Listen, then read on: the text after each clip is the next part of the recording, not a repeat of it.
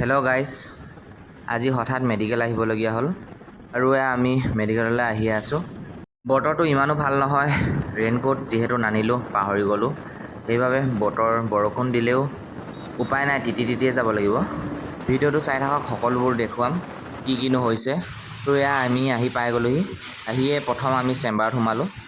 লগৰজনৰ আজি কেইবাদিনো হ'ল চকুৰ এটা বৰকৈ ৰঙা পৰি থাকিব লৈছে, দেখুওৱা হৈ গ'ল। বিশেষ একো নাই হোৱা, এলাৰ্জি হৈছে বুলি কৈছিল। ইয়াৰ কাৰণ হৈছে ধূলি আৰু বতাহৰ পৰা সাৱধানে থাকিবলৈ কৈছে। আৰু আমি আহি পালোহি মাল্টি স্পেচিয়েলিটি হস্পিটেল, আৰু ইয়াৰ ফ্ৰণ্টতে এনেকুৱা লিখা আছে। আৰু আমি বাইকখন এনেদৰে ছাইডত ৰাখি লৈ দিছোঁ। চাওকচোন, ইমান ধুনীয়া লাগিছে। দুয়োটা ছাইডে ফুল আছে, দেখিয়ে কিবা এটা ভাল লাগিল। আমি এনেদৰে গৈ আছোঁ। এয়া ছাইডত বাইক পাৰ্কিঙৰ কাৰণে এনেদৰে ৰাখিছে, আৰু আমি এনেদৰে গৈ আছোঁ। এয়া আৰু এই ছাইডত দেখিছেনে ইমাৰ্জেঞ্চি, সেইফালেদি ইমাৰ্জেঞ্চি যায়। আৰু চাওকচোন, ইমান ধুনীয়া লাগিছে। বাহিৰৰ পৰিৱেশটো অকণমান দেখুৱাই দিছোঁ। আৰু তাক মই টিকেটটো ল'বলৈ পঠালোঁ। টিকট ল'বলৈ কেনেদৰে লাইন পাতিবলগীয়া হৈছে দেখিছেনে। আৰু মই এনেদৰে ইয়াতে ৰৈ আছোঁ। আমাৰ টিকট কটা হৈ গ'ল। আমাৰ বিভাগটো যিহেতু বেলেগ, সেইবাবে আমি ভিতৰলৈ আহি আছোঁ। আমাৰ ফোনতে কথা পাতি নামটো লিখাই ৰাখিছিলোঁ যিহেতু, সেইবাবে সোনকালে হ'ল অকণমান। আমি আহি বাইদেউকেইগৰাকীক নামটো এণ্ট্ৰি কৰিবলৈ দিলোঁ।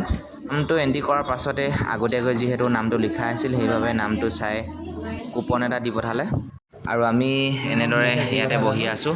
কুপনটো যিহেতু 16ত পৰিলে, বহুত সময় বহিব লগা হ'ল এনেদৰে। দেখিছেনে, বহুত মানুহ এনেদৰে বহি আছে। আৰু মই এনেদৰে ইয়াতে বহি আছোঁ, যিহেতু ইয়াত পেচেণ্ট সোমাই আছে। ইয়াৰ পাছতে মোৰ আছে। চাওকচোন কেনেদৰে বহি আছোঁ, চিন্তা কৰি কি হ'ব কি নহ'ব। শেষত মই এনেদৰে সোমালোঁ। আৰু মোৰ বহুত দিনৰ পৰাই পেটৰ এটা ছাইডত কেতিয়াবা বহুত বিষ হয়।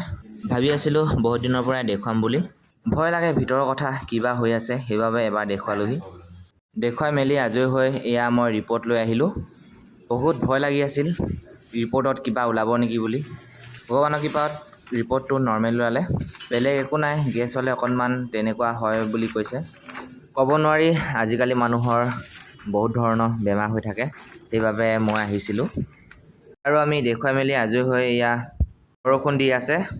আমি যিহেতু ৰেইনকোট অনা নাছিলোঁ, তিতি এতিয়া যাব নোৱাৰি, সেইবাবে বহুত সময় ৰ'ব লগা হ'ল ইয়াতে। ৰাতিপুৱাৰ পৰা একো এটা খোৱা নাই যিহেতু, সেইবাবে ওচৰৰ হোটেল এখনলৈ যাওঁ বুলি ভাবিছোঁ। আমি আহি পাই গ'লোঁ হোটেল, ৰুটিকে খাই ল'লোঁ দুয়োটাই। মেলি আজৰি হৈ আনফালে ফুচকা খোৱাত ব্যস্ত। মোক খাবলৈ কৈছিল, কিন্তু মই নাখাওঁ, মই যিহেতুকে খাই বেয়া পাওঁ। বৰষুণ দিছে, আনৰ ছাতিৰ তলতে এনেদৰে অকণমান ৰৈ আছোঁ। ইফালে বিশাল মাৰ্কেটত সোমাবলৈ কৈছে। সোমাবলৈ একেবাৰে ইচ্ছা নাই, তথাপিও সোমাই আহিলোঁ। ইচ্ছা নোযোৱা কাৰণ আছে। যোৱা বছৰ মোৰ ইয়াতে মোবাইল এটা হেৰাল। ইয়াত সকলোৰে প্ৰশ্ন আহিব, ইয়াত কেনেকৈ মোবাইল হেৰাল বুলি। কাৰণ সকলোতে কেমেৰা ফিটিং থাকে, নহয় জানো।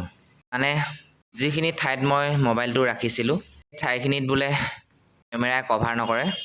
নাই, উপায়বিহীন হৈ মই থানাত দিলোঁ। আজিলৈকে দেখোন নাপালোঁৱেই। বাৰু যি কি নহওক, বজাৰ কৰি মেলি হৈ গ'ল। আমি তললৈ লিফ্টত গৈছোঁ। বেয়া লাগে দিয়কচোন, বজাৰ কৰিবলৈ আহোঁতে যেতিয়া নেকি এনেকুৱা বস্তু এটা হেৰায়। আজিকালি আমাৰ প্ৰত্যেকৰে হাতে হাতে মোবাইলটো এদিন নহ'লে এজন যেন মৰি গ'ল তেনেকুৱা লাগে। আৰু ইয়াত এনেদৰে লাইন পাতিব লগা হৈছে। পূজাৰ বতৰ যিহেতু বহুত গান বাজি আছে। পূজাৰ বতৰ বুলি অফাৰো দি আছে দেই। বজাৰ কৰি মেলি ঘৰলৈ বুলি ৰাওনা হ'লোঁ।